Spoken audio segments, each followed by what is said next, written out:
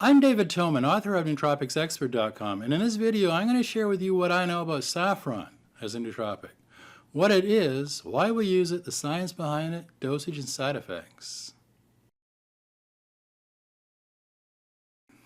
Saffron as a nootropic is the dried crimson stigma of the Crocus sativus flower cultivated primarily in Iran. The earliest reference to saffron goes back to around 2300 BC from Sargon, founder of the Akkadian Empire. Sargon was born in a village on the shores of the Euphrates called Azuparanu, which I'm told means city of saffron. Now, since then, documentation of saffron use over the last 4,000 years for at least 90 illnesses has been uncovered. Saffron takes a long time to germinate from seed and 3 years from plant to flower. Now, once it blooms in mid-autumn, the flowers must be picked carefully by hand within 1 to 2 weeks. Each Crocus sativus plant produces 3 to 4 flowers per season. Each flower produces a 3-prong style, each prong terminating in a vivid crimson stigma. Saffron is the dried stigma of the Crocus sativus. This labor-intensive production method makes saffron the most expensive culinary spice in the world. Saffron contains the metabolites crocin, picrocrocin, safranal, and antioxidants lycopene and zeaxanthin, as well as vitamin B12, all which provide its medicinal value.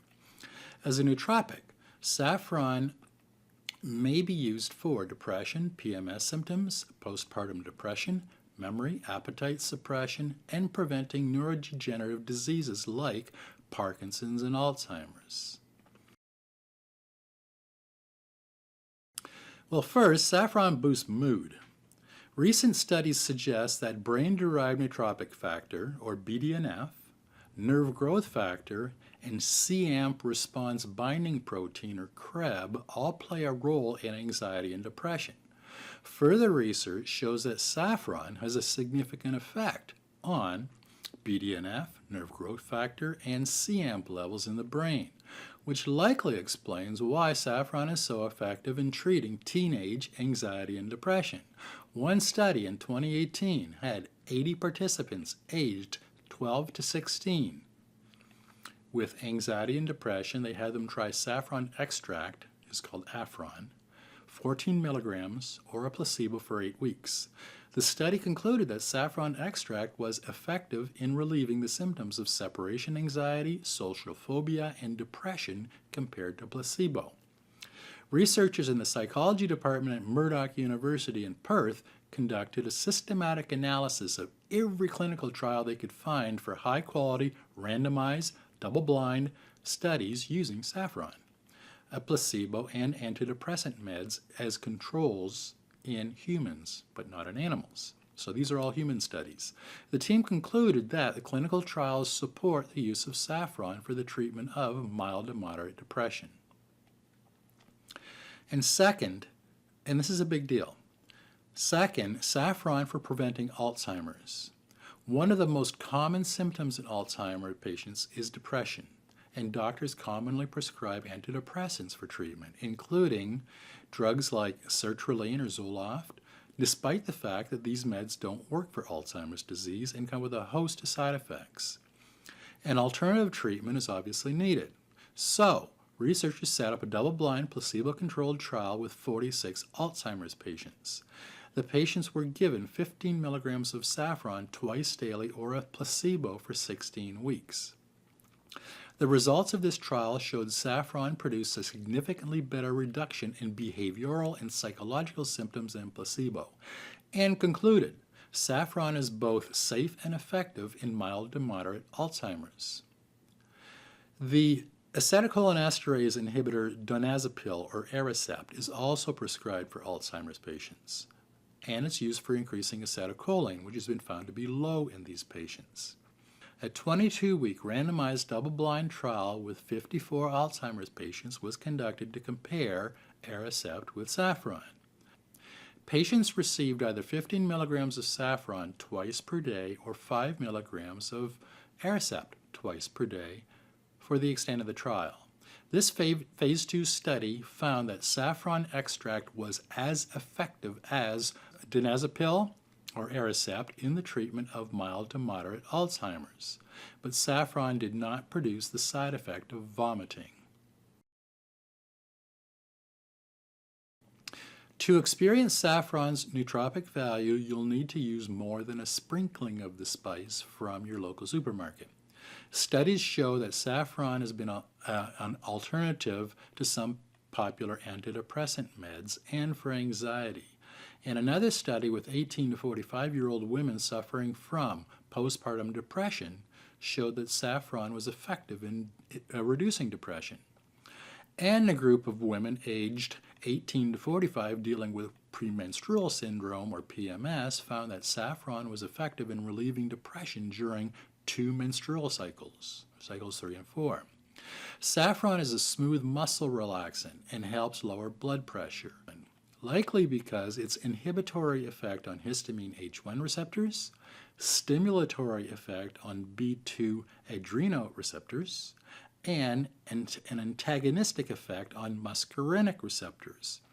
Saffron inhibits acetylcholinesterase, which increases acetylcholine in your brain, improving brain signaling and helping learning and memory. Saffron inhibits the deposition of amyloid-β peptide fibrils, which has been implicated in Alzheimer's. Several human studies show that saffron is as effective as some popular antidepressants in treating mild to moderate anxiety and depression. Some of the symptoms of Parkinson's disease originate from underutilization of dopamine in the substantia nigra area of the brain. Studies show that saffron helps protect the substantia nigra dopamine neurons associated with Parkinson's. Newly published studies show that saffron helps protect your eyes from ultraviolet blue light radiation, or UVB, and flicker sensitivity from glaring monitors and headlights. Saffron improves the oxygen and nutrient supply required for healthy eyes by boosting blood flow in the retina and choroid of your eyes. Many neurohackers report supplementing with saffron has helped them stop eating junk food, avoid nighttime snacking, and they're no longer obsessed with thinking about food all the time. Saffron has been proven to help with age-related macular degeneration. Vision may be sharper, and you can see a line or two further down the Snellen chart at your next eye appointment. Glare from headlights during nighttime driving and flicker from monitors is no longer a problem. You may experience an improvement in mood when supplementing with saffron. You're no longer overreacting, and work-related stress now feels like you're back in control.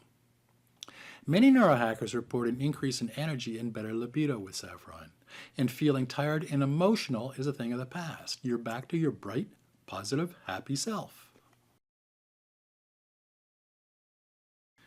Clinical research into the efficacy of saffron is encouraging, but trial lengths have typically been limited to 4 to 6 weeks, and sample sizes are usually relatively small, of 30 to 40 people. And keep in mind the potential for bias, because most of the clinical trials with humans have been conducted in Iran, which produces nearly 90% of saffron for the world market. But on the other hand, these are super high quality studies. Now, so this video is not too long. I'm not going to go into detail on more of these clinical studies, but you can see them over at the transcript for this video on Nootropics Expert. I've got a clinical study that shows saffron is as good as Prozac. And I've got another clinical study on saffron for Alzheimer's disease. This is a big deal because I have people asking me frequently on the best nootropics for Alzheimer's. Saffron is one of them. Go to see the clinical study at Nootropics Expert. And I've got another study on saffron for anxiety and depression. So to see these clinical studies in detail, please go to the original transcript of this video on Nootropics Expert. Just search for saffron or click on the link below this video.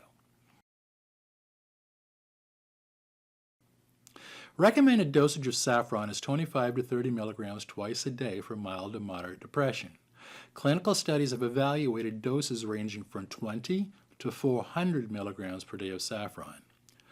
Dosages up to 1.5 grams per day of saffron are thought to be safe. with toxic effects reported for 5-gram doses. So as with many nootropics, more is not better when using saffron. Some research shows that dosages above 1.5 grams of saffron can be extremely toxic. Genuine saffron is non-toxic and well tolerated by most people when used at recommended dosages. Now, there's some reported side effects of saffron include headaches, nausea, dizziness, vomiting, mania, especially if you're bipolar, and saffron can aggravate asthma symptoms. 5 grams of saffron are associated with toxic effects, and very high doses of saffron, like 10 to 20 grams, can be deadly. Now, there's been no drug interactions reported, but interactions with anti-aggregating drugs are theoretically possible. So do not use saffron if you have a bleeding disorder. Saffron as a nootropic is typically sold in capsules. Most individual saffron supplements on the market are standardized for 0.3% safranal, usually with 88.5 milligrams of saffron extract. Saffron is also included in some weight loss and vision or eye formulas. For example, Performance Lab Vision contains 1 milligram of saffron extract, which I personally have found very effective for reducing glare from computer screens and headlights during nighttime driving, and reducing eye fatigue from monitor flicker. But the dosage in this supplement is too low for any real cognitive benefit or use as a nootropic. So keep in mind also that saffron is the most valuable medicinal food plant on the planet, which makes it a primary target for unscrupulous marketers and adulteration. Common adulterants include making saffron with things like beet, pomegranate fibers, red dyed silk fibers, all to decrease the cost of saffron, or what they call saffron. Sometimes the flowers of other plants, including safflower, marigold, arnica, and red-tinted grasses, are fraudulently mixed with genuine saffron stigmas. The common mislabeling of turmeric, or curcuma longa, as Indian saffron, or American saffron, or Mexican saffron can easily be mistaken as genuine saffron. So, Indian saffron, American saffron, or Mexican saffron is not truly saffron. Don't make that mistake. And when saffron is used for therapeutic purposes such as a nootropic supplement, adulteration will make it completely useless, possibly even harmful. So before you buy your saffron supplement, make sure you check that it's a reputable supplement manufacturer who tests all the raw ingredients and encapsulated products. This is a classic case of discounted or cheap saffron is not a bargain, but something else entirely. Buyer beware. So my nootropics expert recommendation for saffron is 25 to 30 milligrams twice per day. And that's my report on saffron. If you want to see links to the studies I talked about, go to nootropicsexpert.com and search for saffron, or click on the link below this video. There you'll find a full transcript of this video, and you'll find dozens of articles on all the well-known nootropics on Nootropics Expert. If you have any questions, or you want to share your experience using saffron, use the comments section at the bottom of the post over on Nootropics Expert. I respond to comments and questions at Nootropics Expert usually the same day. If you want to see more videos on all the best nootropics used today, subscribe to this channel before you leave. I'll be putting up new videos on nootropics and optimizing your brain every week. I'm David Toman, author of Nootropics Expert.